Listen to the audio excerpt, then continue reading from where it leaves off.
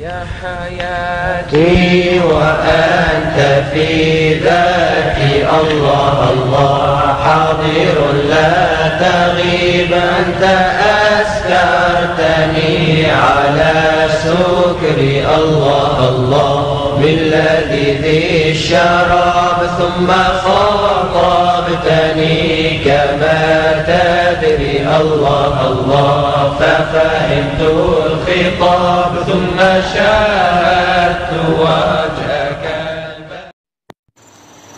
سأكشف لإخواني جميعا الحاضرين والحاضرات وطلبة العلم الذين يتخصصون كل خرافة دخلت على هذا الدين حتى يتيقظوا ويكون العلم سلاحا بين أيديهم لا ينحرفون لا فكريا ولا سلوكيا. Allah Allah. Kemudian beliau mengatakan hidayahnya nih. حيث قابلنا بعض saya beberapa kali bertemu dengan beberapa ahbab khususnya para murid selama perjalanan beliau dakwah ini. Beliau menyaksikan banyak para murid ya mengakui atau meyakini gurunya itu bisa terbang, Pak. Kayak angling dharma, Pak. Ada juga gurunya kholwat, tapa di dalam kubur selama 3 bulan. Dan ini adalah salah satu amalan yang tidak sama sekali berasal daripada agama Islam. Ini semua adalah khurafat, khayalan, mitos atau apalah yang berkaitan dengan para dukun. Jadi beliau menyaksikan banyak murid-murid dengan guru-guru mereka meyakini yang berlebihan. Sehingga beliau ingin membuka terus terang kepada antum sekalian yang ada di sini, khususnya buat para santri yang memang mereka adalah takhususnya di dalam mendalami ilmu agama, agar kita semua sadar dan bangun dari kelalaian kita dalam memperhatikan agama kita, bahwasanya agama kita sudah banyak dimasuki pemikiran-pemikiran atau suluk ya, cara ibadah yang keluar daripada agama Islam. Semua berdasarkan khayalan belaka saja. Dan kita harus betul-betul sadar dengan hal itu di negara kita. ورحم الله تبارك وتعالى ذلك الشاعر الذي يقول ويردد مرارا وتكرارا أنا للعلم والعمل خلقت وليس للكسل تراني دائما أسعى وأسعى دون ما كللي. وهنا موطن الشاهد. ما هو موطن الشاهد؟ فإن العلم يوصلني إلى ما اخترت من أملي ويكشف سر ما في الناس من جهل ومن دجل. سأسعى دون ما كللي لنيل العلم والعمل أنال غدا رضا ربي وأرضي سيد الرسل صلى الله عليه وسلم. Aku ini hidup untuk ilmu dan amal. Sehingga aku للعلم أيوة خلقت وليس للكسل. Aku diciptakan untuk ilmu dan amal, bukan untuk malas-malasan. نعم. فإن العلم يوصلني إلى ما اخترت من أملي. أيوة نعم. Karena sesungguhnya ilmu itu adalah sesuatu yang akan menyampaikan kita kepada apa yang kita inginkan dalam beramal. Sehingga kita mengetahui dengan ilmu yang kita pelajari itulah untuk membedakan antara perkara yang baik ataupun perkara yang buruk. Bahkan kita akan mengetahui perbuatan-perbuatan dajjal. نعم. ويكشف سر ما في الناس من جهل ومن دجل. سأسعى دون ما كللي. Maka aku akan terus menempuh menuntut ilmu tanpa bosan. لنيل العلم والعمل. Untuk meraih ilmu dan beramal. أنال غدا رضا ربي. Maka niscaya aku akan mendapatkan ridha Allah kelak nanti. وأرضي سيد الرسل. Sehingga aku mendapatkan ridha Rasulullah sallallahu alaihi wasallam. فجالسنا بفضل الله تبارك وتعالى سيد الشيخ رحيم أكثر من 5 سنوات بفضل الله عز وجل عرفته. ما رأينا بفضل الله تبارك وتعالى انحرافات فكرية، انحرافات عقدية، انحرافات سلوكية، ما رأينا في حياته هذا. لذلك أيها الأحبة ينبغي على المسلمين اليوم أن يتيقظوا من هو العالم الحقيقي؟ Dan saya duduk bersama Syekh Rahimuddin, atau beliau sudah dekat dengan Syekh Rahimuddin lebih dari 5 tahun. Dan beliau tidak menyaksikan sedikit pun penyelewengan daripada ajaran maupun amalnya selama beliau mengetahui dan meyakini Syekh Rahimuddin itu. لن أتحدث طويلا. هذه الذكرى التي تمر بنا قد لا أستطيع أن أشرح عنها كما سيشرح عنها سيد الشيخ حفظه الله، فننتظر فيوضات قلبه. أسأل الله تبارك وتعالى أن ينفعنا بعلمه وعمله يا رب العالمين. ولن أنسى أن أشكر سيد الشيخ نصر الله حفظه الله، سيد الشيخ خير الدين حفظه الله، أبويا نادي سفريادي، وكل الحاضرين ممن حضروا مجلسنا هذا، وأشكركم جميعا، وأسأل الله تبارك وتعالى أن يعيد علينا هذه الذكرى باليمن والخير والبركة يا أرحم الراحمين. والسلام عليكم ورحمة الله تعالى.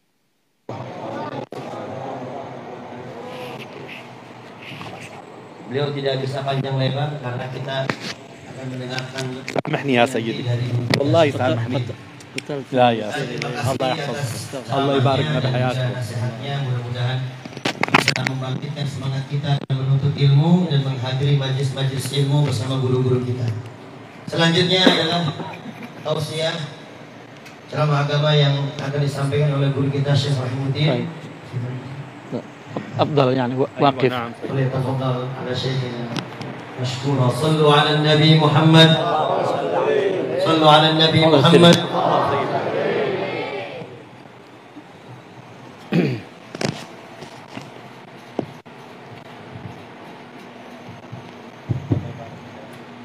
Bismillahirrahmanirrahim. Assalamualaikum warahmatullahi wabarakatuh.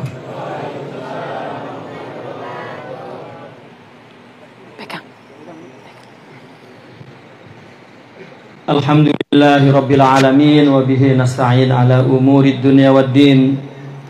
Wassalatu wassalamu ala ashrafil anbiya'i wal mursalin wa ala alihi wa ashabihi ajma'in, amma ba'd. Saudaratul Mukarram Syekhuna Sayyidi Syekh Muhyiddin Abdul Razak, semoga beliau dipanjangkan umurnya, disehatkan badannya, senantiasa di dalam penjagaan Allah, hifzihi wa riayatihi wa inayatihi subhanahu wa ta'ala, dan senantiasa kita mendapatkan faidah manfaat dengan adanya beliau di tanah kita ini insyaallah. Akhuna Sidi Nasrullah dan juga sahibul majlis Akhuna Sidi Abdul Karim, Sidi Khairuddin, bapak-bapak, ibu-ibu, para tokoh masyarakat, pimpinan-pimpinan yayasan Miftahul Mahabbah, para santri, putra dan putri, insyaallah kehadiran kita di sini Allah ampunkan dosa kita dan Allah berikan pahala dan menjadi amal yang memberatkan timbangan kita di sisi Allah Subhanahu wa taala, dan diangkat derajatnya untuk dekat kepada Allah Subhanahu wa taala. Amin ya rabbal alamin. Muslimin muslimat, dalam kesempatan acara Isra Mi'raj ini kita tidak lagi bercerita tentang perjalanan Isra Mi'raj sejarah itu. Kita sudah tahu semua, setiap tahun kita merayakannya dan sejarah itu pun dipelajari. Kita mendengar. Namun ada beberapa hikmah atau simbol yang perlu kita petik ya, dan juga kita amalkan, karena perjalanan Isra dan Mi'raj semuanya adalah perjalanan khawarikul adah, dan kita tidak dapat melakukannya. Kita tidak dapat terbang ke langit ya, sampai ke langit 1, langit 2, ke Sidratul Muntaha. Kita tidak dapat melakukan toiz zaman ya, minal masjidil haram ilal masjidil aqsa, karena itu adalah minal mu'jizah ya, min khawarikil ada. Artinya kalau hanya cerita yang kita uraikan dalam kesempatan ini, seolah-olah kita diisi ya, pikiran kita oleh sesuatu yang kosong, yang kita tidak dapat melakukannya, dan kita hanya mengagum-ngagumkan saja dan tidak tahu apa hikmah dari semua itu. Nah, maka dalam kesempatan ini saya tidak banyak ingin membuka pikiran kita bersama untuk melihat hikmah, karena semua perjalanan Nabi Isra dan Mi'raj semuanya simbol. Seperti Nabi berjalan dari Masjidil Haram ila Masjidil Aqsa, naik buraq. Ya, mahwal buraq. Ya. Kita buraq tidak pernah ada sebelumnya dan sesudahnya. Tiba-tiba ada buraq dalam perjalanan. Ya. Kemudian bertemu para anbiya, Nabi salat menjadi imam dan para anbiya semua menjadi makmumnya. Itu arwah. Sedangkan Nabi jasad war ruh. Ini pun seperti dongeng bagi kita. Kemudian Nabi Mi'raj ke langit pertama, langit kedua, langit ketiga, langit keempat. Langit pertama ketemu Nabi Allah Adam, langit kedua ketemu Nabi Allah Isa, langit ketiga ketemu Nabi Allah Yusuf, dan langit keempat Nabi Allah Harun, Idris. Kemudian Nabi Allah Harun, kemudian bertemu Nabi Allah Musa, dan di langit terakhir ketemu Nabi Allah Ibrahim alaihi salam. Itu arwah. Dan di langit, gimana kita mau ke langit? Ya, semuanya kita disisakan simbol. Ketika Nabi berjalan dalam Isra dan Mi'raj, Nabi menyaksikan simbol juga tentang af'alul abd, ya, wa uqubatu.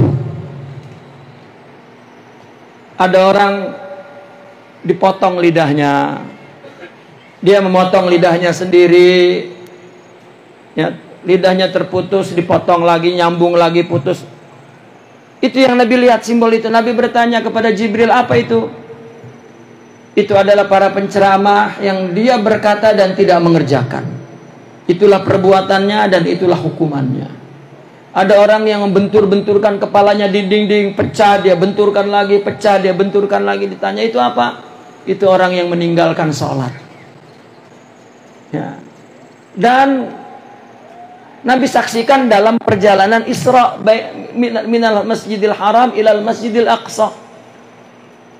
Bapak-bapak semua kita tahu, banyak simbol yang Nabi, semua perbuatan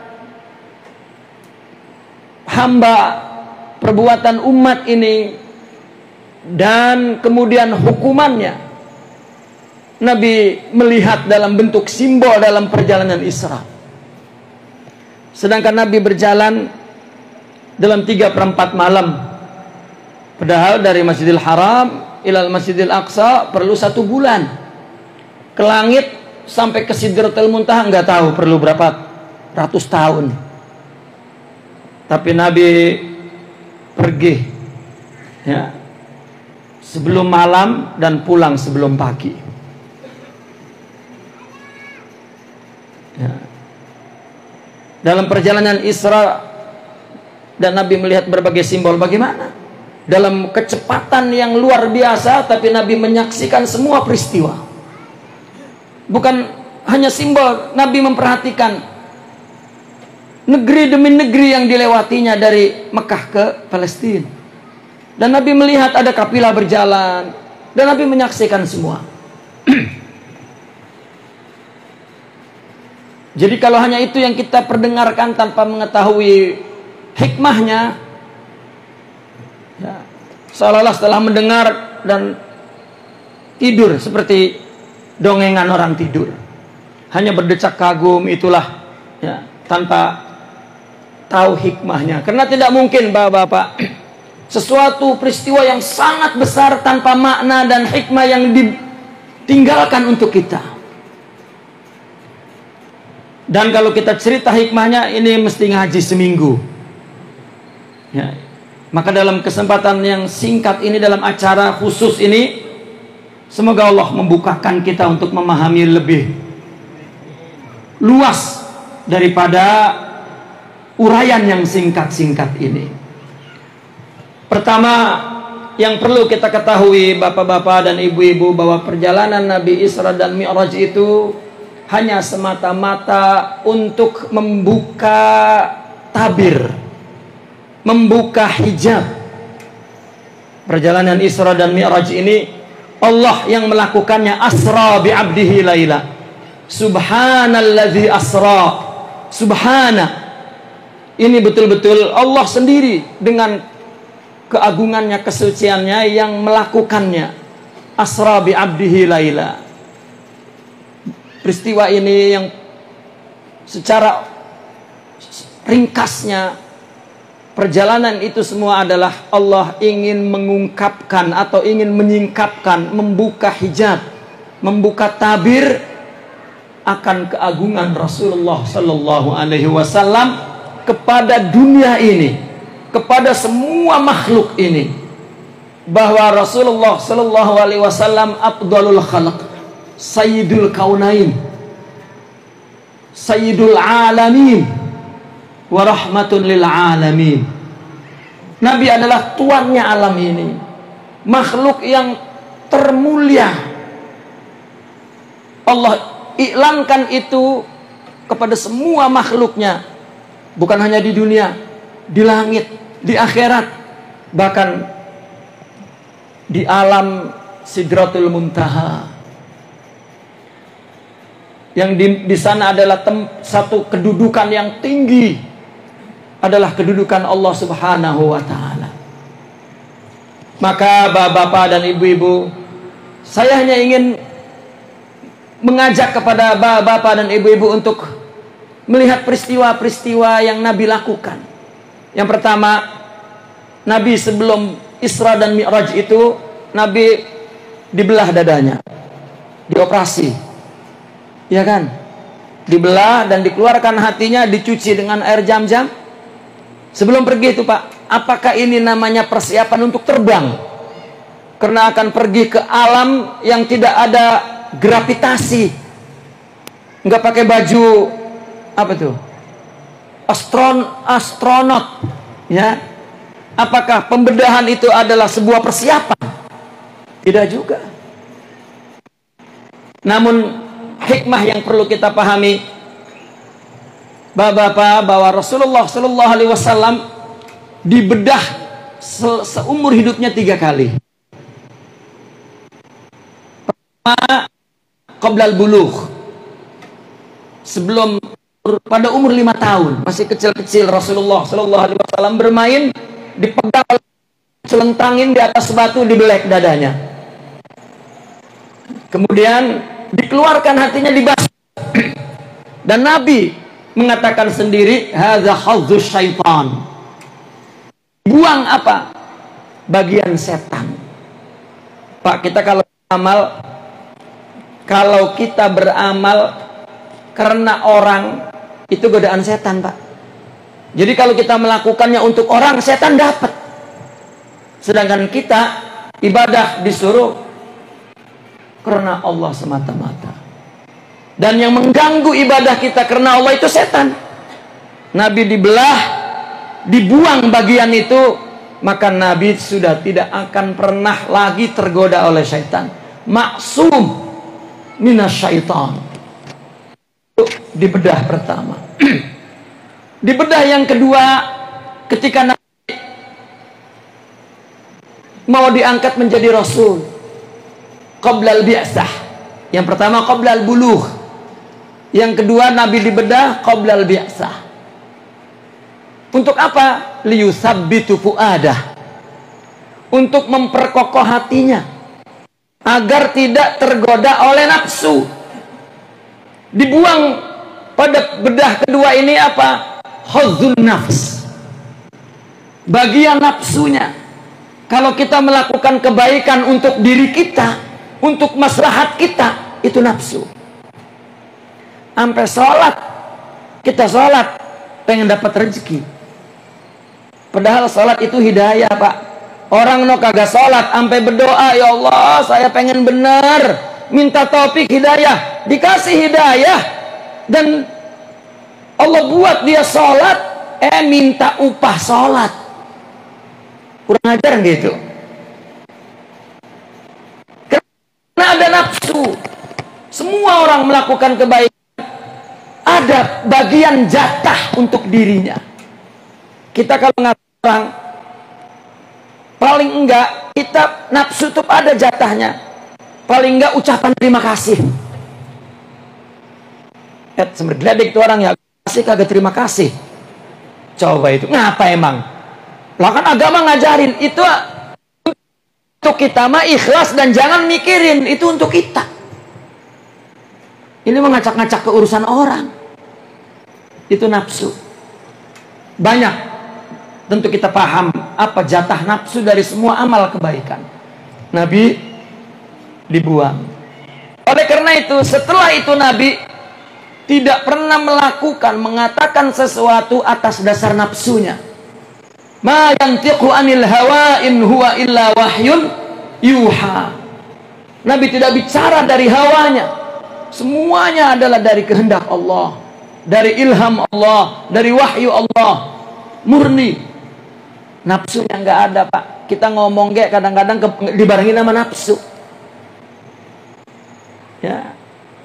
Nah, yang ketiga, Nabi dibedah qabla al-uruj ila sama, qabla ru'yah. Dibedah oleh Allah sebelum Nabi syuhud. Ra'aitu Rabbi bi'aini haqiqah. Kata Rasulullah di Sidratul Muntaha, aku melihat Nabi. Aku melihat Allah dengan mata hakikatku. Untuk melihat itu, untuk syuhud itu, untuk usul, untuk ru'yah, mesti bersih. Dibersihkan dulu. Dari apa? Dari wujud. An wujudik. Fana. Maka dibersihkan. Apakah Pak kita untuk dapat semua itu kudu di black juga?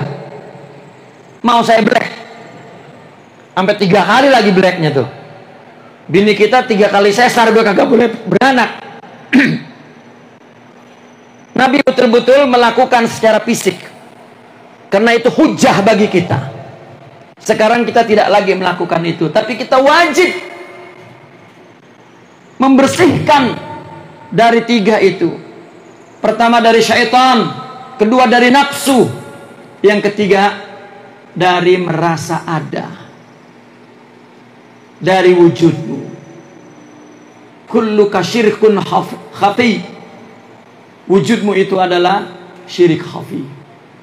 Siapa Pak? Kalau orang nyembah batu, apakah batu itu serem banget sampai kita takut kudu disembah? Apa nafsu kita yang mengangkat batu itu jadi Tuhan?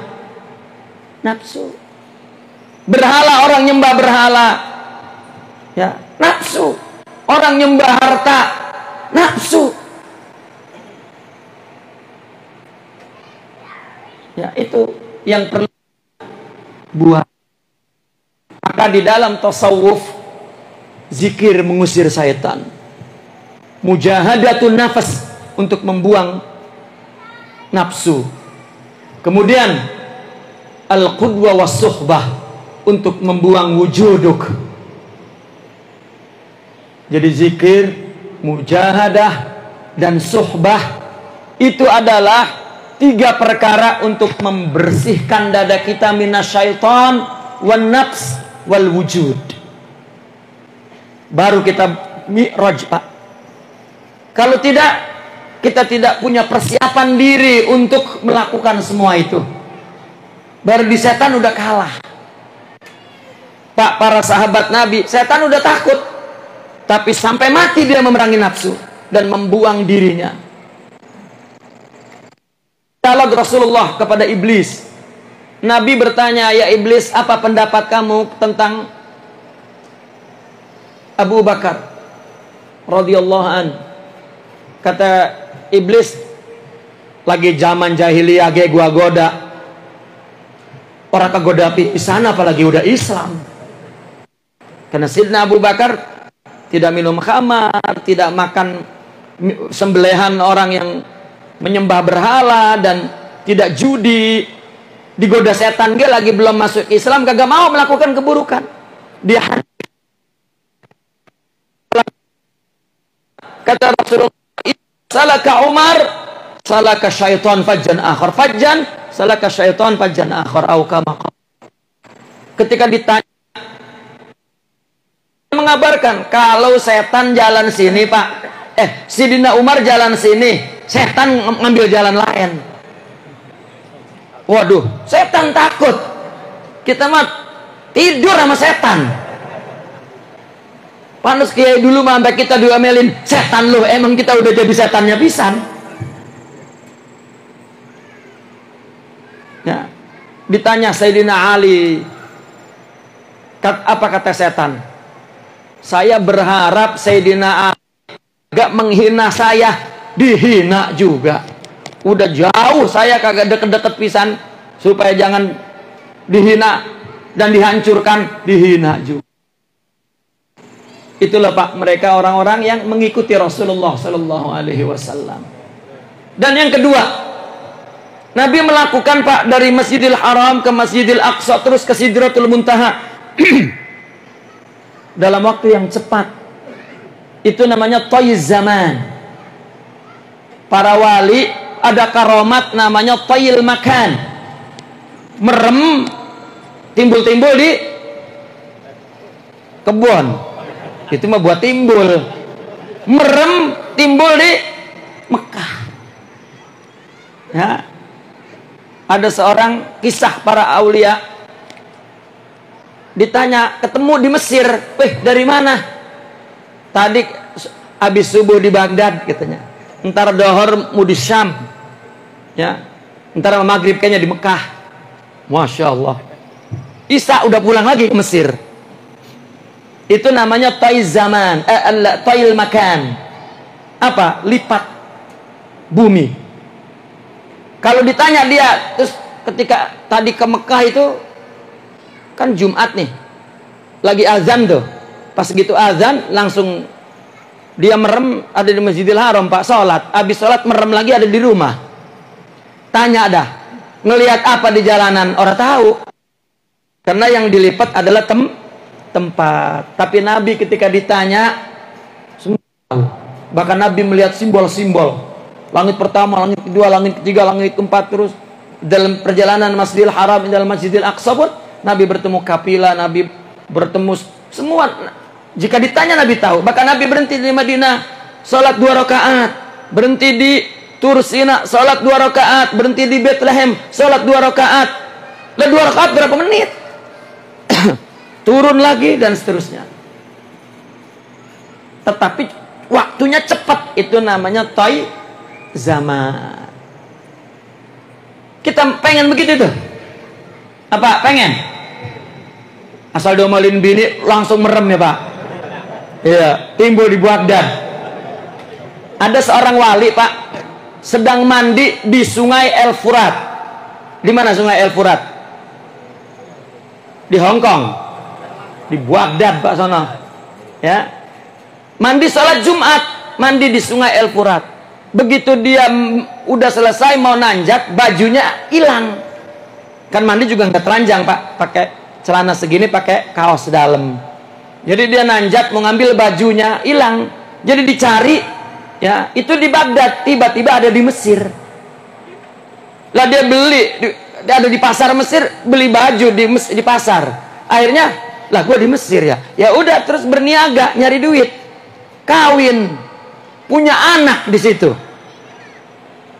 Tiba-tiba sholat Jumat dia mandi di Sungai Nil, ditaruh bajunya. Begitu udah mandi, kelar mau ngambil baju, udah di Baghdad lagi di Sungai El Furat. Belum sholat Jumat, belum.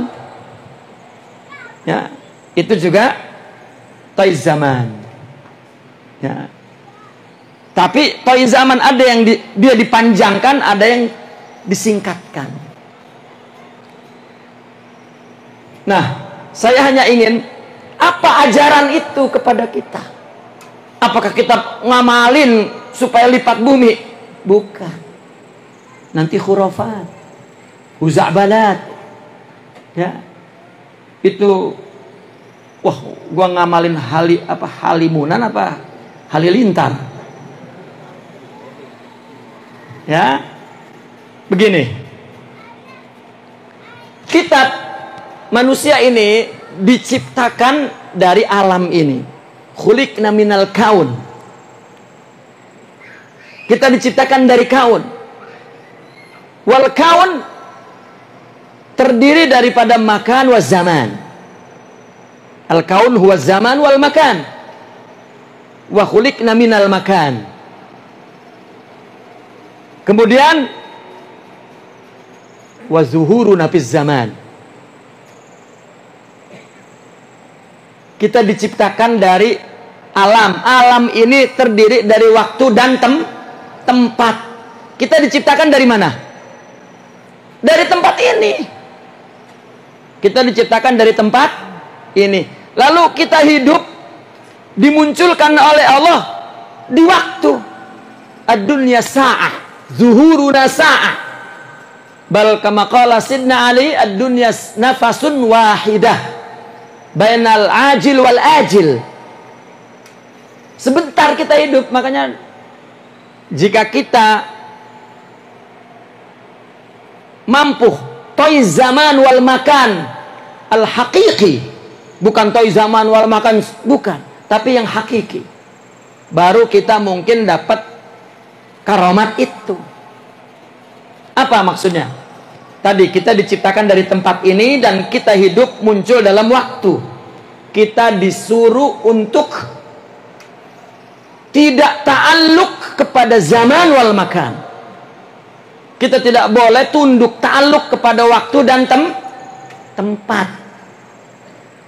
Ini marawanya ninggalin bini kagak berani. Di ngaji bentaran gak di SMS sama bini udah pengen pulang bae.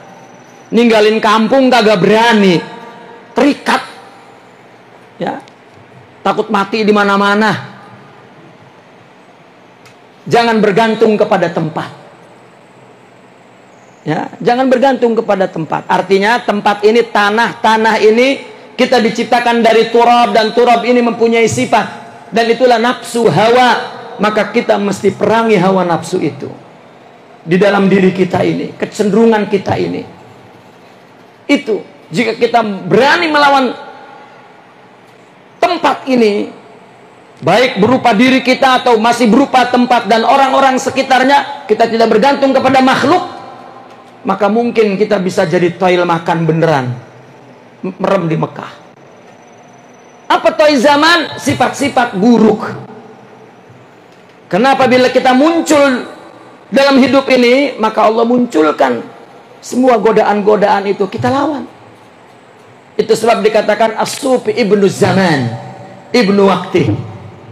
Dia mujahadah daripada sifat-sifat diri ini yang tumbuh. Sifat itu yang tumbuh dari diri ini.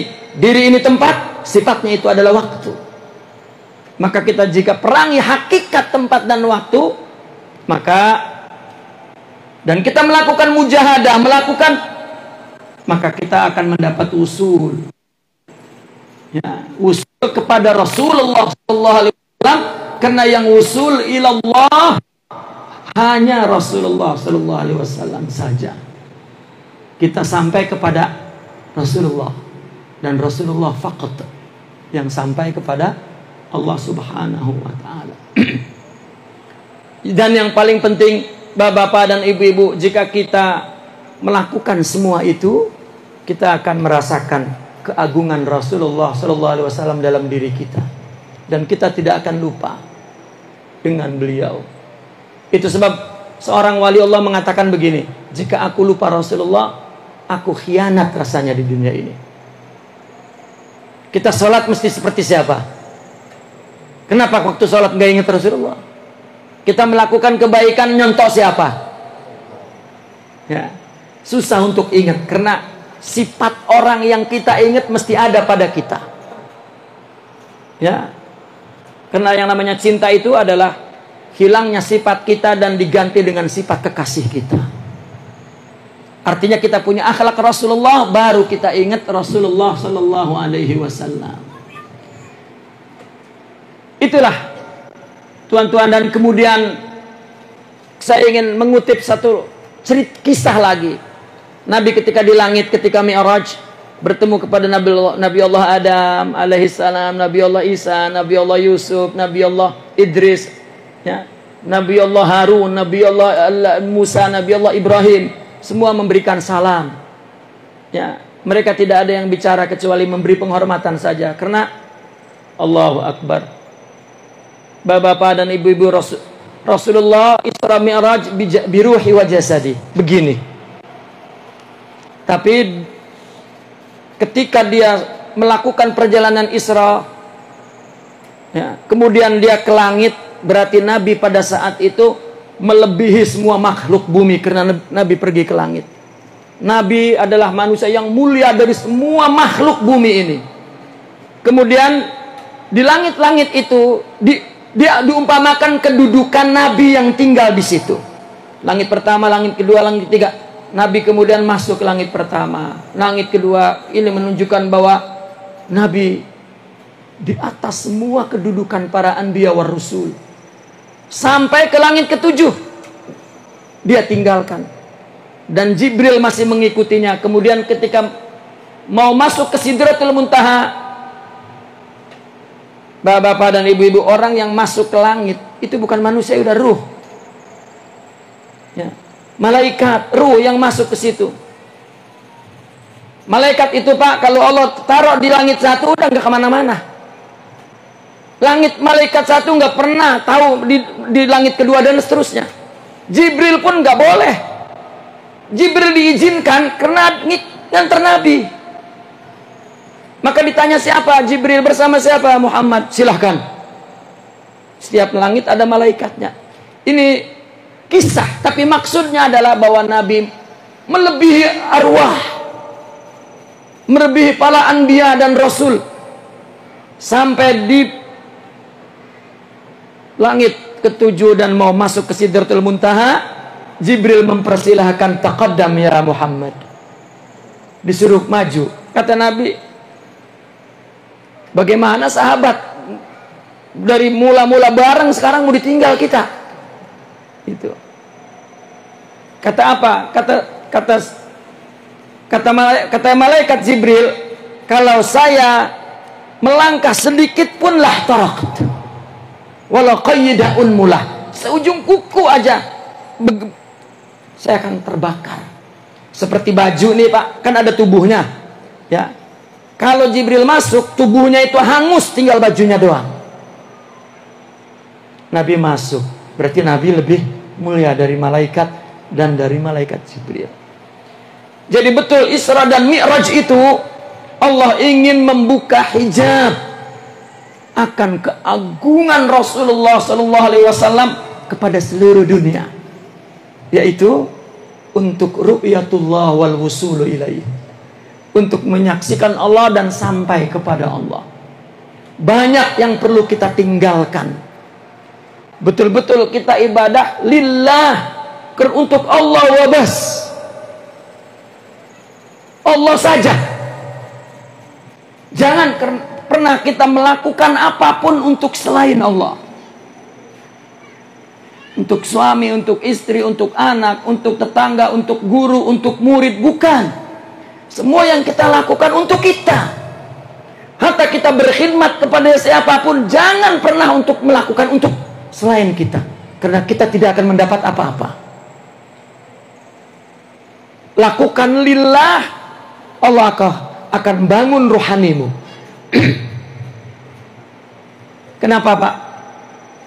Orang berilmu mungkin, orang beribadah dan rajin, tetapi kenapa tidak berubah jiwanya? Karena dia melakukan bukan untuk Allah, ya. Dia tidak akan sampai kepada hikmah yang Nabi tunjukkan pada Mi'raj, yaitu ra'aitu Rabbi bi'aini haqiqah. Ya, kalau kita tidak, kita hanya melihat Nabi. Kalau kita tidak punya akhlak Nabi, maka kita tidak dapat melihat Allah Subhanahu wa ta'ala. Nah, untuk mendapat sosok Muhammadiyah itu, maaf Pak, saya ingin sedikit dalam kesempatan ini menjelaskan.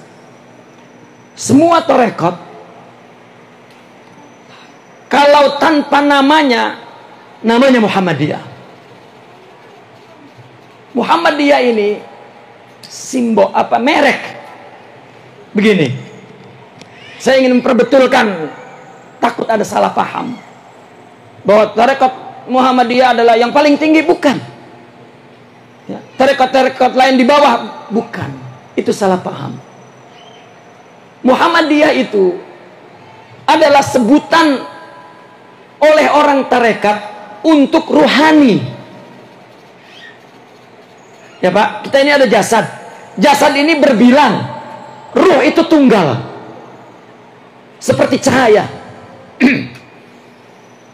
Akibat mereka membaca berbeda-beda istilah menjadi salah pemahamannya. Yang disebut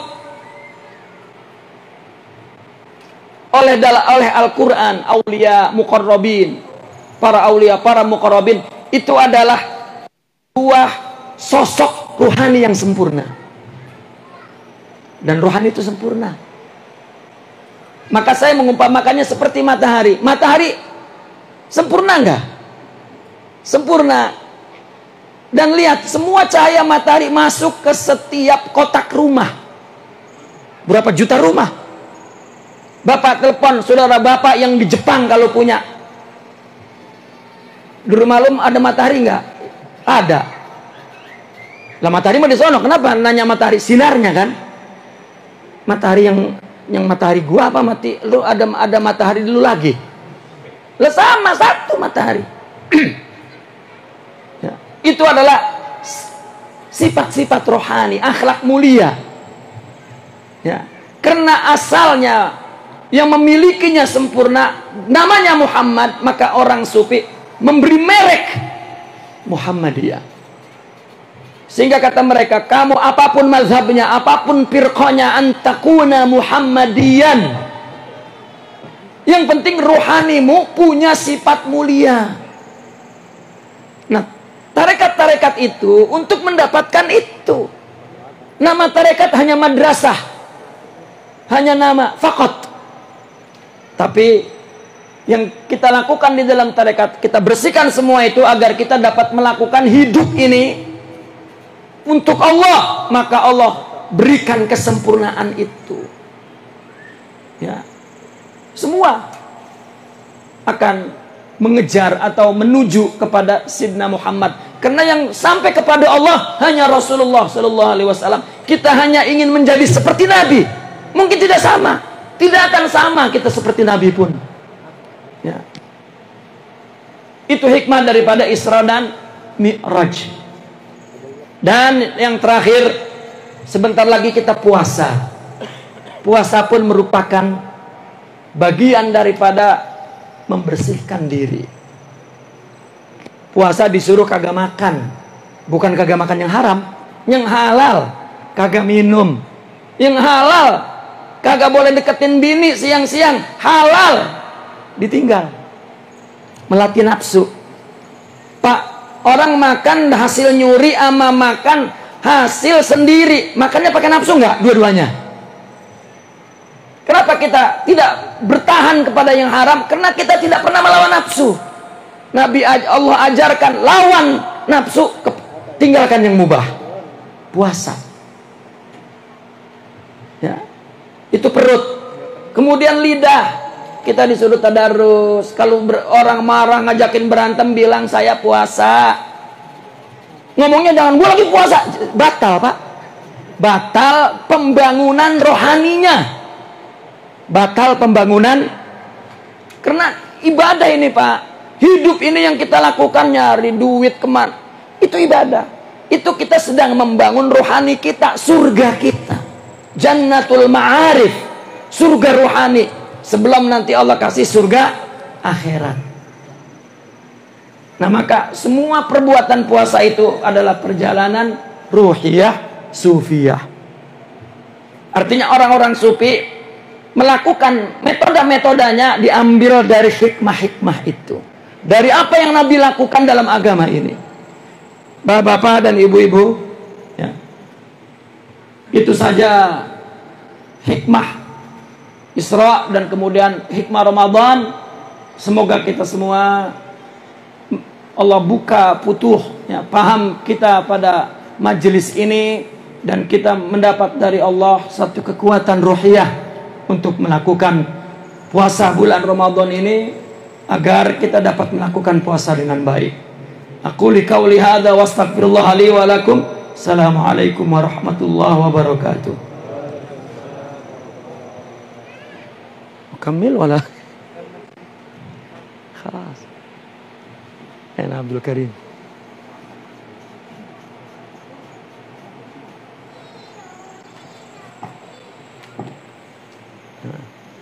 Mana Kang Karim?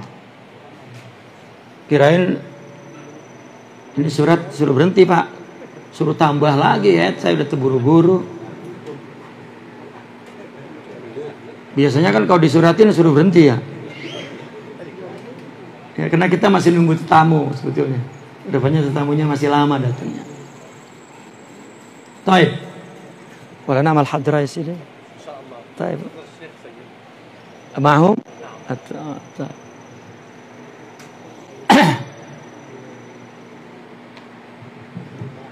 Sebetulnya hikmah yang ditinggalkan dalam peristiwa Isra Mi'raj, hikmah ya, hikmah itu banyak sekali. Itu tadi ringkas tuh, hikmah persiapan sebelum pergi ya, kemudian hikmah berjalan cepat ya. Kalau kita hanya nonton sejarah itu, dengar sejarah, wih, itu ratusan tahun cepat banget ya, udah. Ilah peristiwa kayak gitu cuman buat menarik decak kagum doang, selesai. Lah rugi, Pak ya. Orang udah atraksi hebat-hebat, dapat duitnya dikit. Kalau istilah orang atraksi di lapangan makan, udah atraksi, udah membahayakan, kagak dibayar. Artinya Allah menjalankan itu semua untuk meninggalkan hikmah yang sangat besar, yang sangat besar. Dan untuk semua sektor kehidupan, bukan hanya sektor rohani, sektor ilmu dan teknologi. Coba Nabi dari Masjidil Haram ke Masjidil Aqsa naik apa? Ini saya udah salam menyambung lagi nih Pak nih. Nabi dari Masjidil Haram ke Masjidil Aqsa naik apa Pak? Buraq. Pernah ngelihat buraq? Siapa juga nggak pernah ngelihat buraq. Katanya di surga. Ya kalau kita masuk surga, kita cari pengen tahu ada apa kagak. Yang kita tahu buraq itu kalimatnya kalimatnya ba ro qaf. Barak. Apa arti barak? Kalau lagi hujan ada yang nerelep gitu, trelep itu apa namanya itu? Nah, itu barak. Jadi buraq itu jalannya secepat kilat. Nah sekarang kendaraan yang cepat kilat ada nggak? Nggak ada. Kudunya kita ini Pak, zaman sekarang ngelihat teknologi yang bagaimanapun nggak aneh. Nabi punya kendaraan yang buraq. Sekarang Apollo nggak secepat cahaya larinya.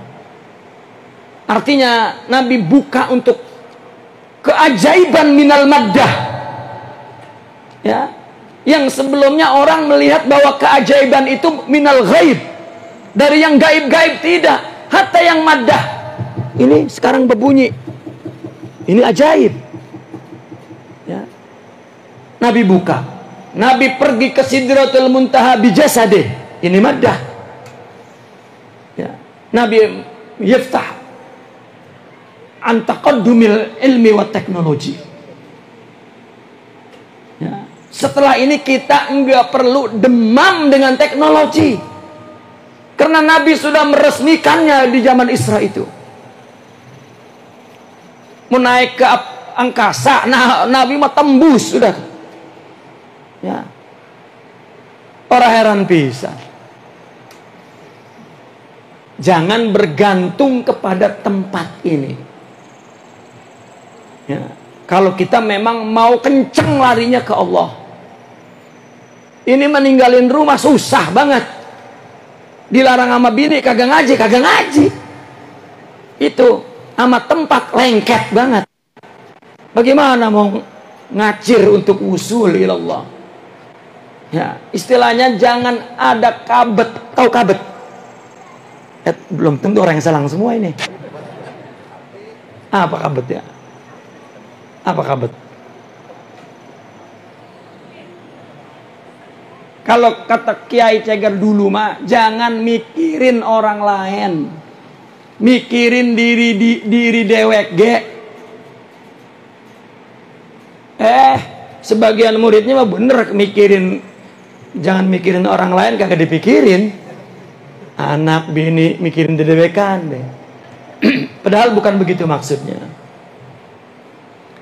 Maksudnya apa? Orang matinya kapan, benernya kapan, dapat hidayahnya kapan, kalau dia jelek itu baiknya kapan, itu bukan urusan kita. Kita nyari duitnya, bekerja, hasilnya kapan, bukan urusan kita. Ya. Kita berbuat juga bukan untuk mendapatkan kedudukan, pujian, itu juga bukan. Ini namanya nggak mikirin orang. Ini makan kadang-kadang orang berpikir, itu orang jelek amat, gua kagak ngerti ya. Kenapa? Ilo kagak ngerti. Emang kita cakep banget apa? Bersih banget. Ngerti kudunya mah itu kita pisan. Nah itu Pak tuh, kalau masih ada wujud diri, kalau nggak kita buang, saya udah ringkas banget itu betul. Ya.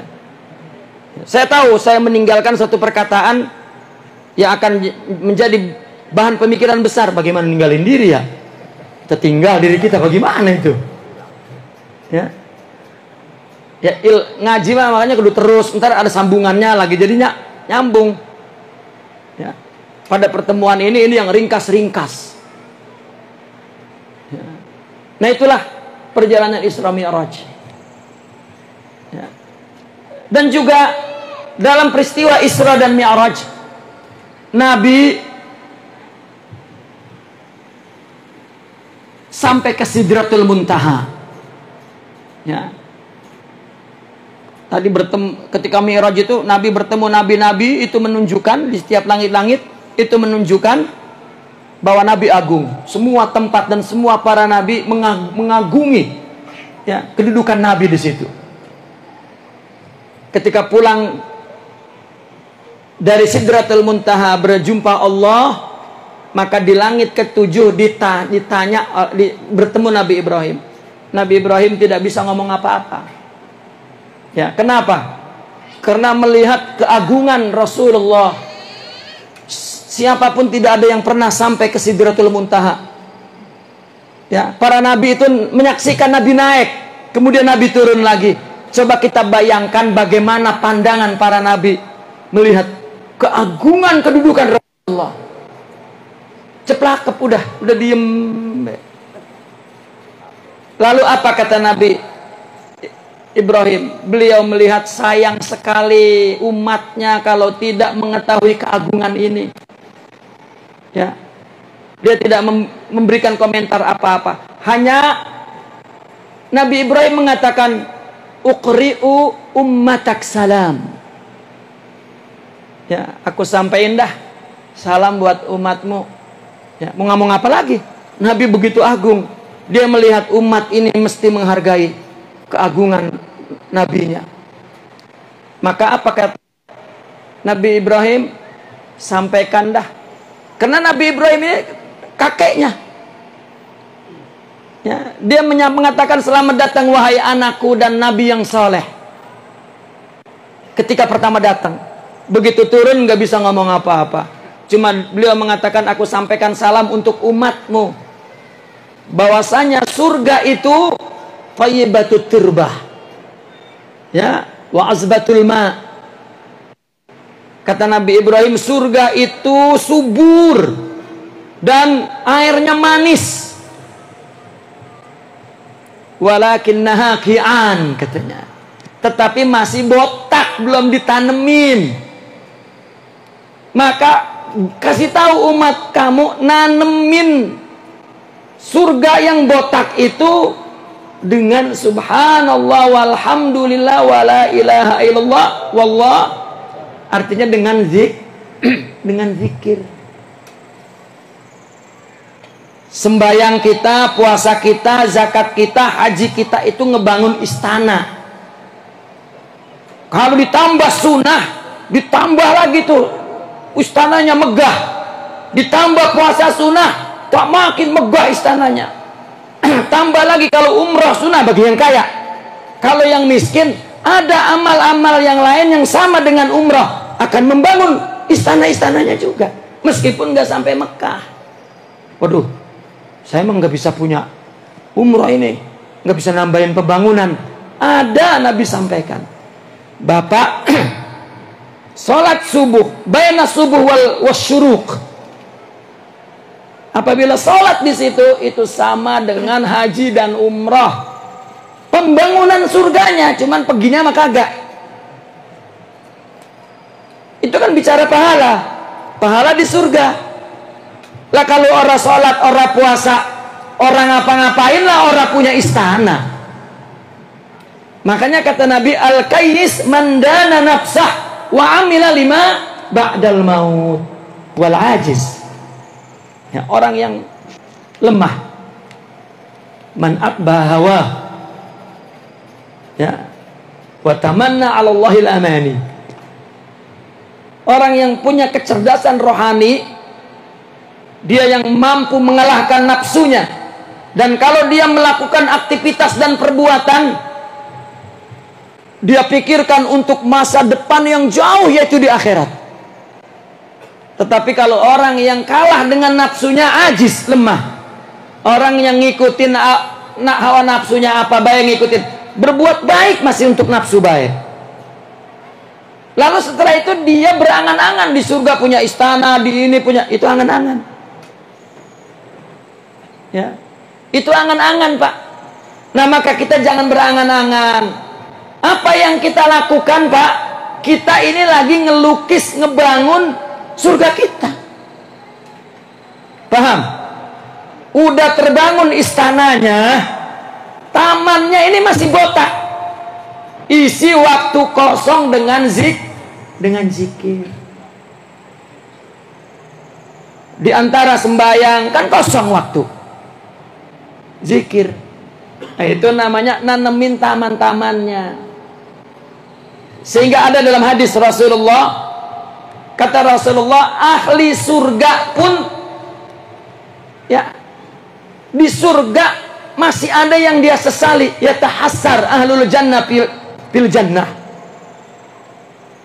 Udah sampai surga dia, Pak, udah dapat segala macam pahala, surga dengan bangunan indah, masih nyesel. Apa yang dia seseli? Banyak waktu kosong tidak zikir. Artinya surganya botak. Coba Pak, punya istana megah tapi nggak ada tamannya, bagaimana? Bapak kan kalau ngebangun rumah, tanahnya lega, mesti dibikin taman, tuh cakep. Ya. Bangunlah surga kita yang sebaik-baiknya. Ini surga Zakharif. Apa? Surga kemegahan di akhirat. Kalau kita ingin punya surga rohani, surga ma'arif, sudah pun kita melakukan semua ibadah dan zikir itu, lakukan untuk Allah saja. Ya, walahum ajruhum wa nuruhum. Mereka bukan hanya mendapat pahala di surga, tapi mendapat nur di jiwanya. Jika mereka beriman dan melakukan ibadah amal saleh hanya untuk Allah semata-mata siddiq. Ya. Itu Isra. Isra kita mendapat berita dari Sidna Ibrahim. Kita disuruh bukan, kan pertamanya sholat. Sholat itu sudah imad. Ya, kita bangun rumah kan dinding dulu tuh. Kalau udah dinding udah berdiri, Pak, namanya. Ya, itu sholat. Nabi Ibrahim ngelihat ini mesti tamannya mesti dibangun. Kasih tahu umat ente. Nah ibu-ibu tuh lagi masak baca selawat. Ya, ini sambil masak ngedumel. Kalau ngelihat laki kesel baik bu, baca subhanallah, subhanallah, subhanallah. Jangan melotot ke laki subhanallah, subhanallah. Ya bu, isi waktu. Ini mah masak ngobrol, makan ngobrol, habis makan ngobrol, habis ngobrol ngobrol. Coba itu, bukan bikin botak, malah bikin tandus. Di Ramadan nanti Pak, kita disuruh tadarus, disuruh zikir, disuruh tidak berbicara buruk. Man kana yu'minu billahi wal yawmil akhir falyaqul khairan aw liyasmut. Ya. Itu juga salah satu hikmah daripada perjalanan Isra dan Mi'raj. Kemudian ada satu yang sangat luhur sekali, bahwa ketika Nabi di Sidratil Muntaha, Nabi itu mendengar sariful aklam. Tahu sariful aklam? Bunyi gresek-gresek pulpen. Seperti itu. Sedang menulis. Ini semuanya simbolik. Ya. Karena alam yang Nabi saksikan tidak ada misalnya di dunia ini, tidak ada. Ketika mau katakan kepada kita, mesti dengan sesuatu yang ada misalnya. Paham gak Pak? Saya ulang sekali lagi. Alam hakikat, alam gaib, itu alam yang tidak pernah kita saksikan. Nggak ada misalnya. Nggak ada apa misal itu? Nggak ada yang serupa di sini. Nggak ada yang sama.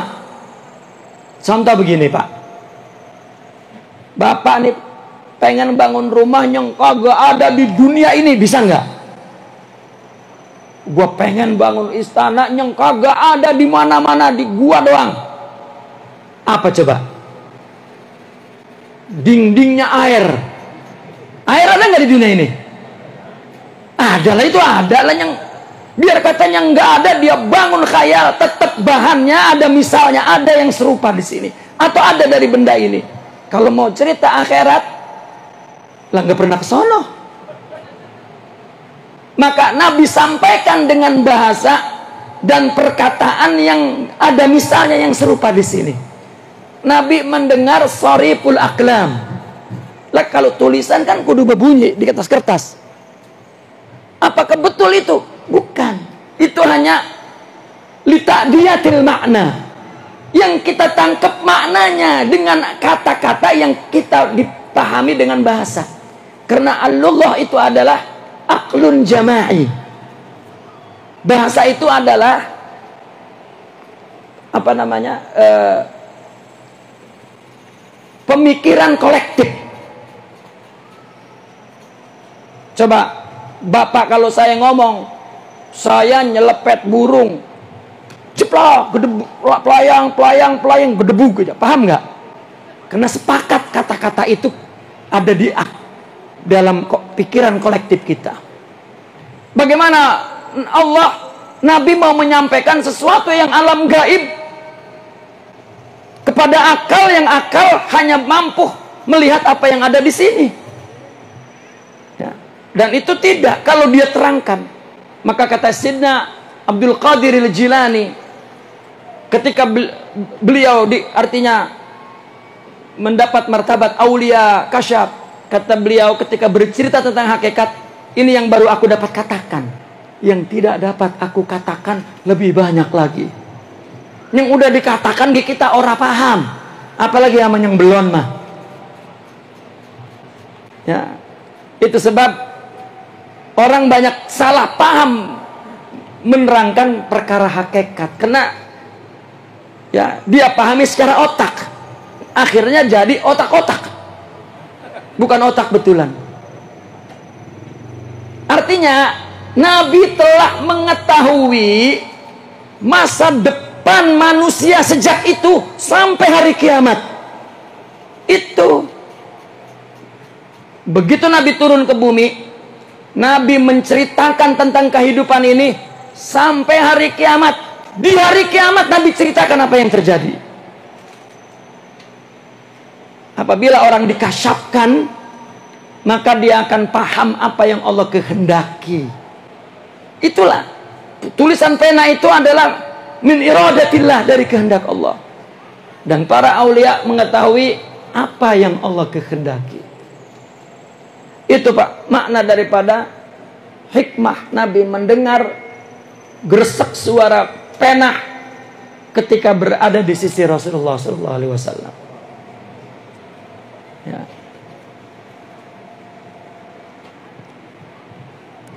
Fadhal doktor. Ya. Atau fadhal.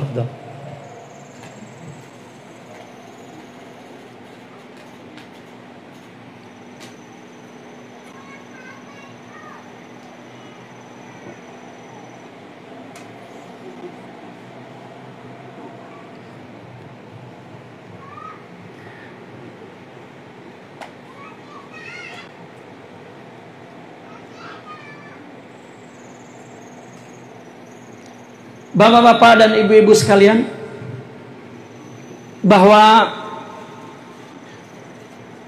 peristiwa Isra dan Mi'raj adalah satu peristiwa yang hanya dilakukan Rasulullah SAW. Sebelum dan sesudahnya tidak akan pernah terjadi. Dan ada kisah-kisah seperti ketika Nabi masuk ke Sidratul Muntaha, Nabi mau mencopot sendalnya. Ya, mau dicopot sendalnya, Allah melarangnya, jangan kau buka sendalmu.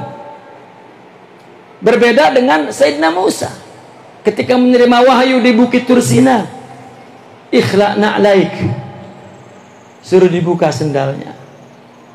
Itu sebab sampai sekarang para aulia menjadikan lambang sendal itu di atas kepala kita. Bukan sendalnya, tapi manzilah. Ya. Saya melihat di beberapa rumah orang soleh, dia buat bideknya, plafonnya itu bentuk sendal Nabi. Dari dulu saya mengingini itu. Ya, maka saya buat di majelis saya, di atasnya itu dibentuk sendal Nabi. Ya. Kita tidak ke Sidratul Muntaha, Nabi sendalnya sampai ke tempat yang suci. Ya. Alhamdulillah. Baiklah.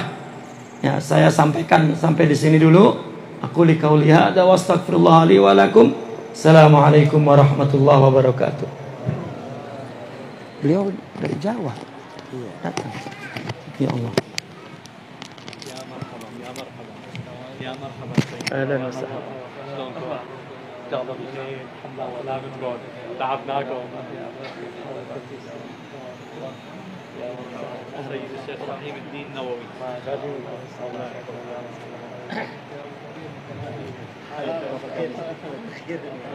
عبد الله اخوها الشيخ رسول الله اخوه اربعه سيد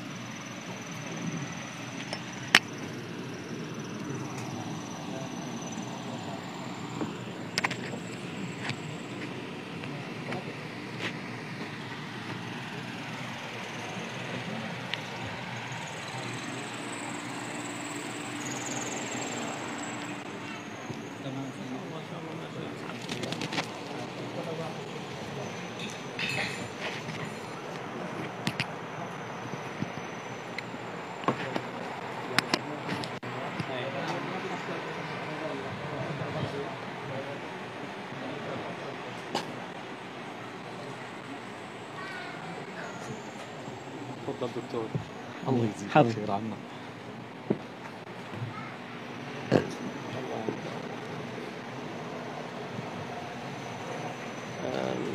نبدأ؟ تفضل. بسم الله. بسم الله الرحمن الرحيم. الحمد لله رب العالمين، والصلاة والسلام على سيدنا محمد وعلى آله وأصحابه أجمعين. اللهم علمنا ما ينفعنا وانفعنا بما علمتنا وزدنا علما وإيمانا وحكمة وألحقنا بعبادك الصالحين. الحمد لله الذي أكرمنا بهذا اللقاء وهذا المجلس معكم ومع أهل العلم. بارك الله بهم وبكم، ونسأل الله عز وجل أن يجعل هذا اللقاء لقاء خير ونفع وبركة، وأن يلهمنا ما فيه الخير والسداد والنفع يا رب. Assalamualaikum warahmatullahi wabarakatuh. Syekh mengatakan pertama mengucapkan hamdalah beserta salam. Segala puji kami panjatkan kepada Allah yang telah mempertemukan kami dengan para jemaah sekalian dan ahlul ilmi. Semoga pertemuan ini menjadi pertemuan yang membawa kita kebahagiaan dunia akhirat. هذا اللقاء هو لقاء الإسراء والمعراج لسيدنا رسول الله صلى الله عليه وسلم، وهذه مناسبة عظيمة جليلة القدر. Pertemuan ini adalah dalam rangka memperingati Isra Mi'raj Sayyidina Rasulullah sallallahu alaihi wasallam, dan ini merupakan peringatan yang sangat agung. وهذه المناسبة العظيمة كتبت فيها كتابات كثيرة. Mengenai pentingnya peringatan Isra dan Mi'raj ini, para ulama telah menuliskan beberapa kitab yang sangat banyak. ولكن من أنفع الكتب وأكثرها بركة ما كتبه سيدنا السيد محمد علوي المالكي رحمه الله ورضي الله عنه ونفعنا ببركته، وكتابه الأنوار البهية. Tetapi di antara sekian kitab yang banyak itu, yang paling banyak manfaatnya adalah tuliskan Sayyid Al-Maliki, sebuah karyanya yaitu Al-Anwar Al-Bahiyah. وهذا الكتاب له قصة عجيبة ذكرها لي أحد تلاميذ هذا الإمام رضي الله عنه وأرضاه. Kitab ini mengandung banyak keistimewaan, banyak keajaiban, sebagaimana telah diceritakan oleh murid-murid Sayyid Alwi Al-Maliki. هذا المؤلف رحمه الله المحب العاشق لسيدنا رسول الله صلى الله عليه وسلم، الذي كان يذوب في حبه صلى الله عليه وسلم. Mu'alif ini adalah seorang yang sangat-sangat merindukan Rasulullah sallallahu alaihi wasallam. Itu tercermin dalam kehidupannya sehari-hari. أحب أن يكتب كتابا في الإسراء والمعراج. هذا الإمام السيد محمد علوي المالكي أراد أن يكتب كتابا في الإسراء والمعراج. Saking cintanya beliau dan sayangnya beliau terhadap Rasulullah, beliau berazam, berniat ingin menuliskan sebuah karya menjelaskan perjalanan Rasulullah Isra dan Mi'raj. فرجع إلى عدد من الكتب المؤلفة في هذا الشأن ولخصها وأخذ منها بعض الفوائد وحذف ما لا يريده، يعني اختصر هذا الكتاب من عدد من الكتب. Karya beliau ini merupakan ringkasan-ringkasan penting dari karya-karya ulama sebelumnya, dan beliau mengambil intisari dari karya-karya ulama besar dan menuliskannya dalam buku yang sangat indah. وأرسل هذا الكتاب إلى المطبعة ليطبع، ثم عيد إليه ليصحح الأخطاء الطباعية في هذا الكتاب. Setelah beliau menuliskan karyanya, lalu dibawa ke percetakan dan dicetak. Setelah dicetak, tidak langsung disebarkan, tetapi beliau rujuk kembali, teliti kembali, telah kembali agar betul-betul kitab itu merupakan kitab yang sangat penting, yang sangat teliti. فأعطاه لطلابه ليراجعوا الأخطاء الطباعية فوجدوا فيه أخطاء صححوا هذه الأخطاء وأرسلوها إلى الطباعة. Setelah percetakan memberikannya kepada Said Alwi Al-Maliki, beliau mentelaah ulang dan ternyata banyak beberapa kesalahan dan beliau benarkan dan dikembalikan lagi kepada percetakan. ثم أعيد بعد الطباعة بعد التصحيح أعيد إليهم ليراجعوا الأخطاء وجدوا أن الأخطاء زادت أكثر مما كانت من قبل. Setelah itu dicetak oleh percetakan dan beliau murojaah ulang, teliti ulang. Ternyata setelah diteliti ulang kesalahannya semakin banyak, nampak semakin banyak. وهكذا مرات كلما ذهب إلى المطبعة وأعيد تزداد الأخطاء ولا تنقص، يراجع الأخطاء فتزيد الأخطاء ولا تنقص عدد من المرات. Begitu pula seterusnya, setelah dicetak, dimurojaah ulang, diteliti ulang, dan ternyata kitab tersebut semakin banyak kesalahannya. فهذا الشيخ الجليل المؤلف تأمل قال هذا الأمر ليس أمرا عاديا يوجد هناك سر حتى حصل هناك زيادة في الأخطاء. Setelah beliau renungkan, beliau merasa ini bukan karya biasa, bukan tulisan biasa, karena tidak mungkin setelah berulang kali beliau teliti ternyata semakin banyak kesalahannya. Pasti ada rahasia Allah di balik ini semua. فتفكر وقال هذا من تصرف المؤلفين الذين ألخص منهم هذا الكتاب هم ليسوا راضين عن هذا العمل ولكن أنا قصدي حسن فاتركوا الكتاب الآن ليس هناك إذن في الطباعة. Lalu beliau berkesimpulan karena berulang kali dicetak, diteliti, dimurojaah dan semakin banyak, maka beliau merasa tidak mendapatkan izin untuk mencetak kitab ini. فترك الكتاب وبعد مدة جاء إليه في الليل قبل الفجر أحد الصالحين وهو الإمام الهدار قرأ الباب قبل الفجر.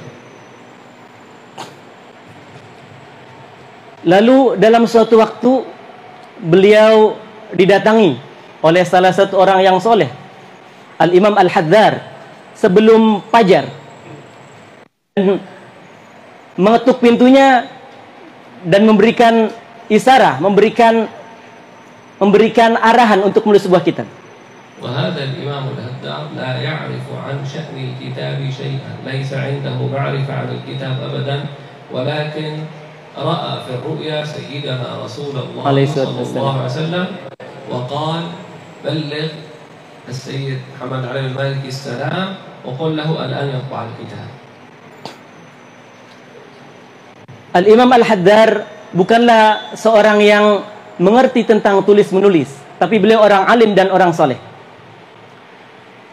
Beliau menyampaikan salam dari Rasulullah Sallallahu Alaihi Wasallam kepada Said Alwi Al-Maliki, bahwa bilang kepada Said Alwi Al-Maliki sekarang saatnya untuk mencetak kitab, Rasul sudah mengizinkannya.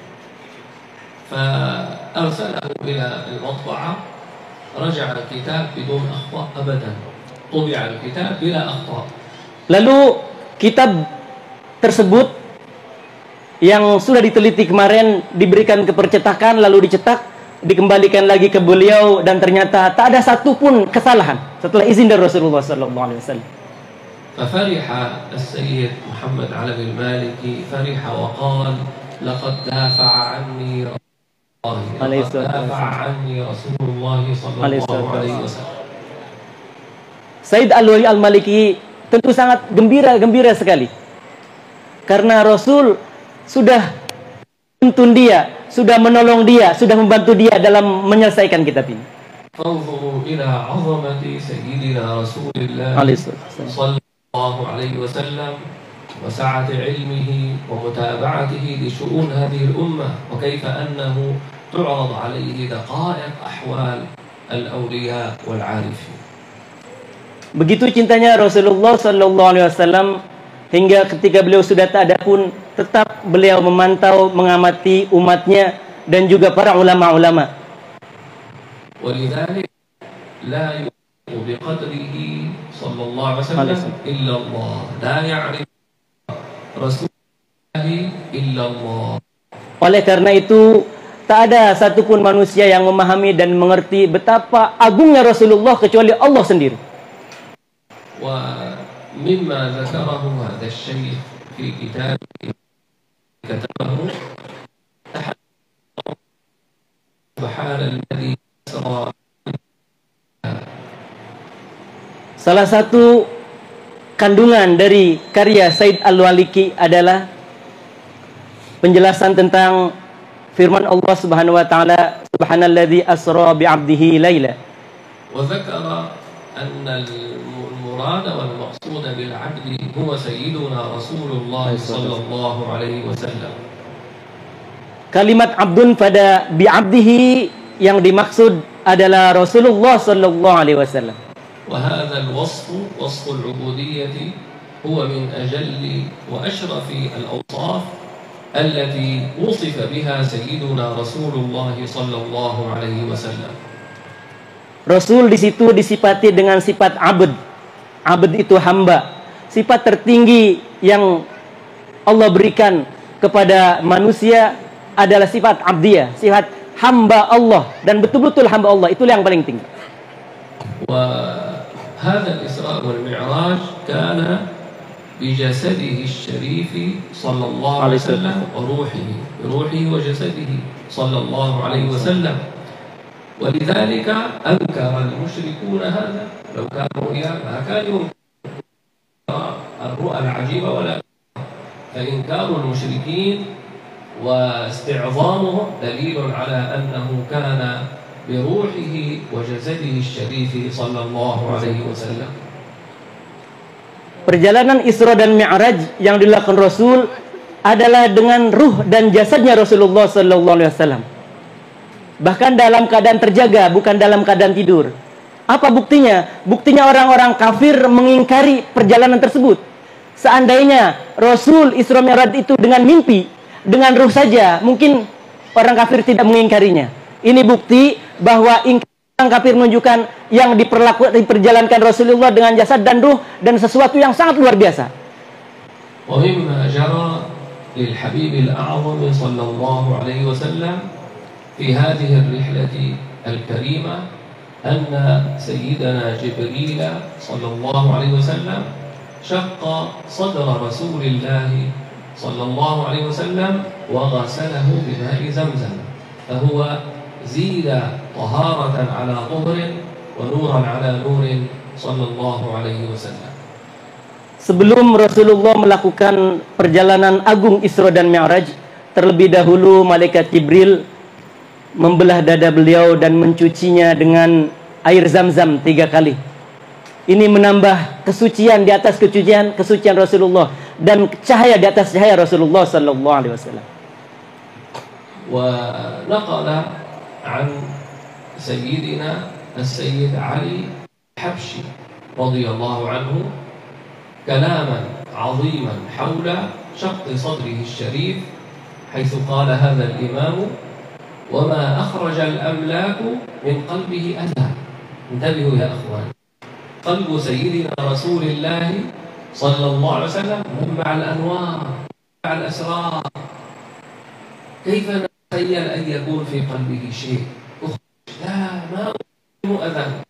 وما أخرج الأملاك من قلبه أذى ولكنهم زادوا صلى الله. Al-Imam Al-Habsi Al-Arif Billah, beliau mengatakan, mengomentari tentang hadis dibelahnya dada Rasulullah, dicucinya hati Rasulullah itu bukan karena ada kotoran. Rasul itu hatinya sudah bersih, sudah suci karena Nabi dan Khotamul Anbiya. Tetapi dicucinya beliau, dibelahnya hati beliau itu, dibelahnya dada beliau, dicucinya hati beliau itu agar menambah cahaya di atas cahaya. Awas, jangan berpikir Rasul hatinya kotor dibelah untuk dibersihkan. Tidak.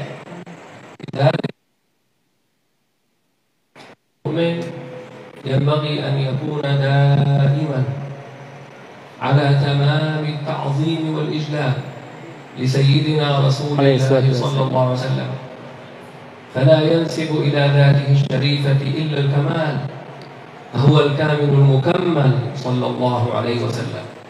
Maka sebaiknya bagi seorang muslim harus menjaga hatinya, menjaga dirinya. Jangan pernah menisbatkan pada Rasulullah sesuatu yang buruk. Nisbatkan pada Rasulullah itu sesuatu yang sempurna, yang lebih sempurna, yang agung dan lebih agung. Rabbuna azza wa jalla jammalahu wa kammalah wa ja'ala lahu a'la wa akmal wa ajmal al-mahasin al-khilqiyyah wal khalqiyyah sallallahu alaihi wasallam. Rasul diberikan berbagai macam. Allah menghiasi Rasul dengan akhlaknya yang agung, akhlaknya yang indah, dan juga fisiknya yang sangat menawan, yang sangat rupawan.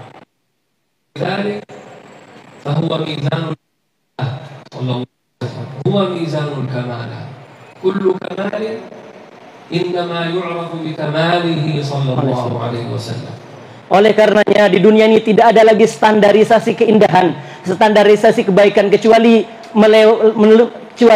dengan keindahan Rasulullah sallallahu alaihi wasallam, keagungan Rasulullah, kebaikan Rasulullah sallallahu alaihi wasallam. فلا يمكن أن يخطر في بال أحد حسن أعلى من حسن Rasulullah. Tidak ada keindahan pada manusia ini yang melebihi keindahannya Rasulullah sallallahu alaihi wasallam. وما ينبغي أن يخطر في بالنا أن هناك عادة أكمل من عادته صلى الله عليه وسلم. Jangan pernah terlintas dalam hati kita ada sebuah adat, ada sebuah kebiasaan yang indah melebihi keindahan adatnya Rasulullah. Karena adat Rasulullah yang lebih indah dari semuanya. وإذا ما تخيلت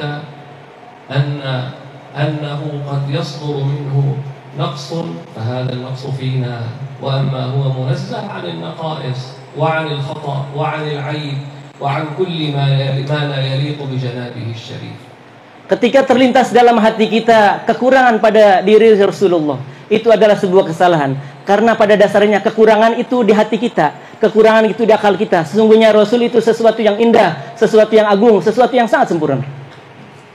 ومرة كان صلى الله عليه وسلم يجلس مع سيدنا أبي رافع ويأكلون من شاة لها ذراعان. Suatu ketika Rasul duduk beserta Abi Rafi', lalu dihidangkanlah sebuah kambing, ya, seekor kambing yang memiliki dira'. سيدنا رسول الله صلى الله عليه وسلم كان يحب لحم الذراع فقال لسيدنا أبي رافع ناولني الذراع ناوله الذراع ثم مرة أخرى ناولني الذراع ناوله الذراع.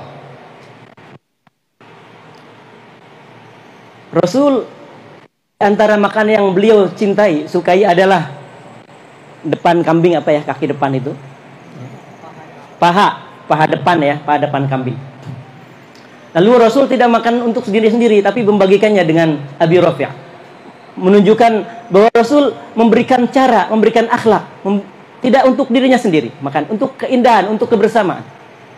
ثم مرة ثالثة قال ناولني الذراع يعني الذراع الثالث فسيدنا أبو رافع تعجب قال وهل للشاة إلا ذراعان كيف تطلب الثالث قال لو سكت لناولتني ذراعا ما دعوت يعني ما كانت تنتهي الشاة لو سكت ولكن لما اعترضت انقطع هذا.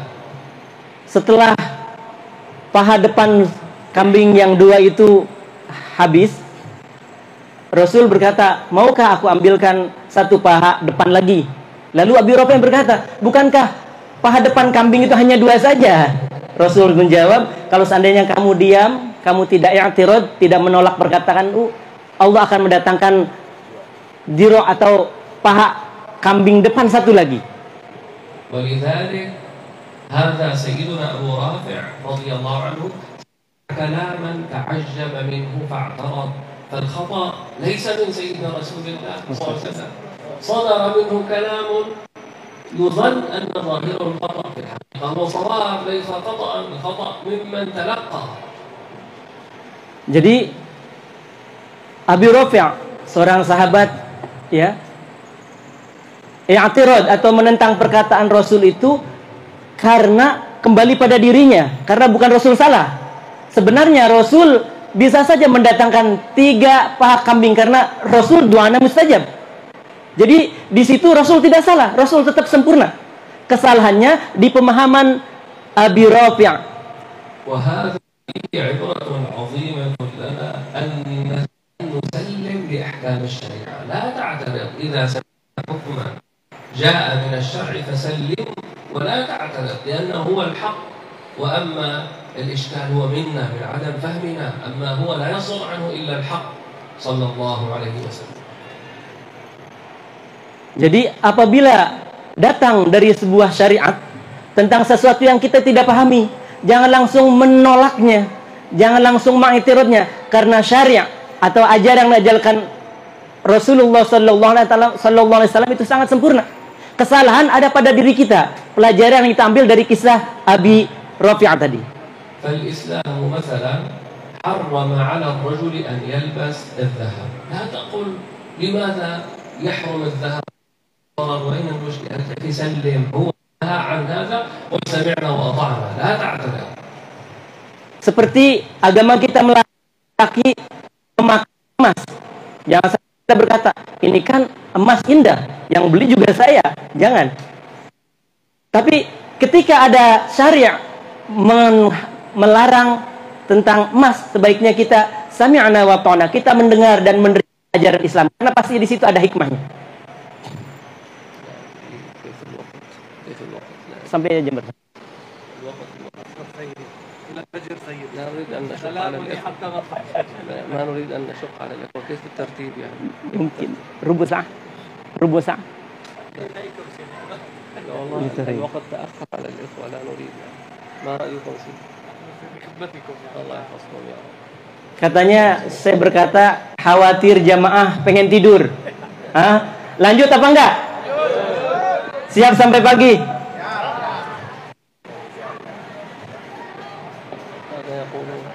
Yaqulun sam'an wa ta'atan. Lihat pagar. اللهم تب علينا. يعني إن شاء الله هذا آخر شيء نذكره حتى يعني يستيقظوا إلى الفجر بنشاط إن شاء الله. مما جرى في هذه العظيمة أن سيدنا النبي صلى الله عليه وسلم كان يسير يركب البراق وإذا بعفريت من الجن معه شعلة نار يريد أن يؤذي بها سيدنا النبي صلى الله عليه وسلم.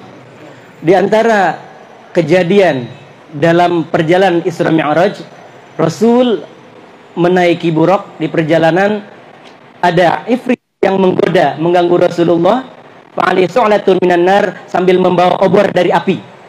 Ifrit tersebut. فعلمه سيدنا جبريل وكان معه في خدمته. سيدنا جبريل في هذه الرحلة في خدمة سيدنا رسول الله صلى الله عليه وسلم فعلمه كلمات يقولها ليصرف الله عنه هذا العفريت. Lalu Jibril alaihissalam yang selalu menemani Rasulullah sallallahu alaihi wasallam mengajarkan pada Rasul agar selamat dari ifrit, diberikan doa agar oleh ifrit.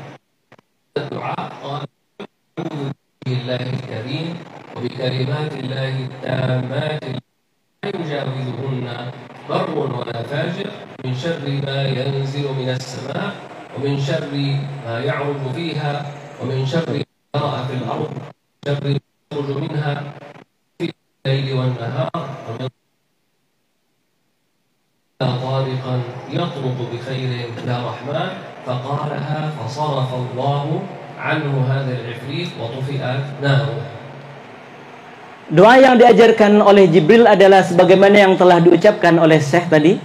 Setelah dibacakan doa tersebut, akhirnya padamlah api obor yang dibawa oleh Ifrit tersebut, dan Ifrit pun menjauh dari Rasulullah.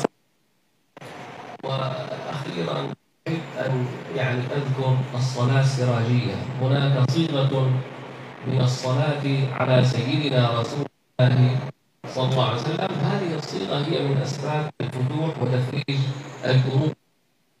الصلاة السراجية نسبة لسيدنا الإمام شيخ الإسلام عبد الله سراج الدين رضي الله عنه وأرضاه. Pada akhir pertemuan ini, Syekh ingin mengajarkan kepada kita salawat sirajiyah, faidah atau keutamaan dari salawat ini untuk tafrijil kurub, untuk membukakan futuh hati kita, ya, membuka kesusahan kita, mendatangkan kebaikan, menjauhkan keburukan.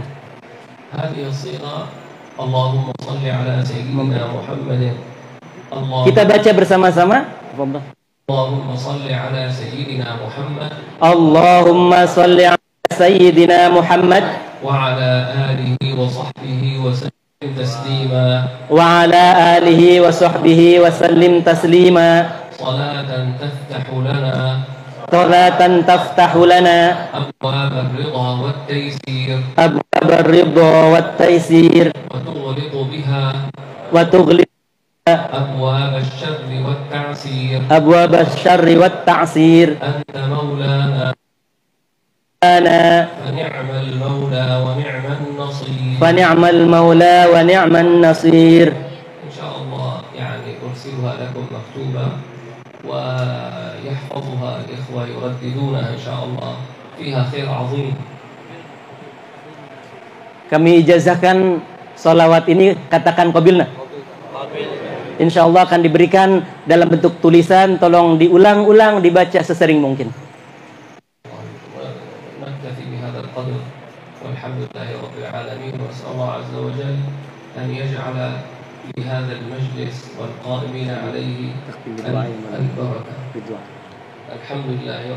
Allahumma amin. Amin. Amin. Amin. اللهم اجعلنا إخوة متحابين في جلالك. آمين. وظلنا تحت ظل عرشك. آمين. يوم لا ظل إلا ظلك. آمين. اللهم بارك في هذا المعهد والقائمين. اللهم آمين. آمين. يا أرحم الراحمين. آمين. وأخرج من آمين. دعاة المخلصين. آمين. الراحمين. آمين. اللهم بارك في هؤلاء الحاضرين. آمين. كل منا سؤله على آمين. الذي يرضيك عنا. آمين. اللهم إنا نسألك البركة في آمين. العلم والعمل. آمين. نسألك الصدق والإخلاص آمين. اللهم يا أرحم الراحمين آمين. وإلى غيرك لا تكلنا. آمين. اللهم أكرمنا برؤية سيدنا اللهم رسول الله آمين. آمين صلى يا الله. الله عليه وسلم واجمعنا به في جميع اللهم الأعمال. آمين. يقظة آمين. ومنام. آمين يا الله يا رب العالمين. الحمد لله رب العالمين.